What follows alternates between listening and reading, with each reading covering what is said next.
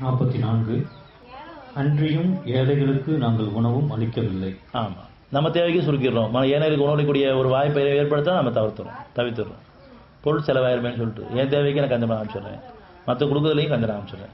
சரி, அப்படியே நம்ம தவறுனா கூட அதுக்காக மன்னிப்பு கேட்டுருப்போமா? நீ ஒரு சூழ்நிலை அமைச்சு கொடுத்த, நான் தவறு விட்டேன், என்னை மன்னிச்சிடு. ஒரு உணர்வு கொடுத்துருக்கலாம், அல்லது ஒரு உதவி தேடி வந்திருக்கலாம், இல்லை மற்றவங்களும் நம்ம தூண்டப்பட்டிருக்கலாம். நம்ம அதை தவிர்த்துடுறோம். அழகான சூழ்நிலையை உருவாக்குறான் நன்மையை செய்கிறதுக்கு. அதுக்கு மேலே 43. அவர்கள் கூறுவார்கள், இறை உணர்வுகளில் நாங்கள் நிலைக்கவில்லை. உணர்ச்சியிலே இருந்துட்டோம். இதெல்லாம் நம்ம கைப்பற்ற போது அவன்கிட்ட சொல்லிட்டு இருப்போம்.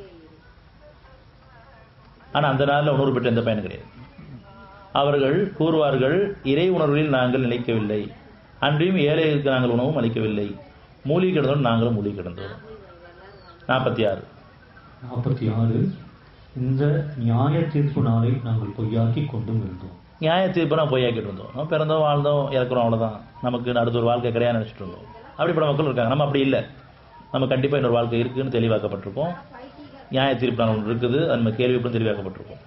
அது கீழே உறுதியானது எங்களிடம் வரும் வரையில். அது கீழே ஆகவே பிரார்த்தனை செய்வோரின் எந்த பிரார்த்தனையும் அவர்களுக்கு பயனளிக்காது. ஏன் பிரார்த்தனை செய்வன் பிரார்த்தனைக்கு பதில் கிடைக்கிறேன்னு சொன்னால், நான் பாவத்துக்கு மன்னிப்பு கேட்கல, நன்மையெல்லாம் அடையணும் பிரார்த்தனை பண்ணிருக்கேன். ஆனால் தீமையை நீங்களும் பிரார்த்தனை பண்ணல. தீமை உணரவும் இல்லை, ஒத்துக்கவும் இல்லை, நான் ஏழைக்கு உணவளிக்கவும் இல்லை. மூலிகை நான் மூலிகை கிடக்கிறேன். அந்த மூலிகைகளை உணர்ந்து மீட்டுக்கணும் கேட்கறது பதிலாக என் தேவையில மட்டும் நான் கேட்டுக்கிறேன். இன்னும் மூலிகிறது நம்மளை பொறுத்த வரைக்கும் நன்மையெல்லாம் சீக்கிரம் அடையணும், தீமையெல்லாம் அது படிப்படியாக நீனா போதும்.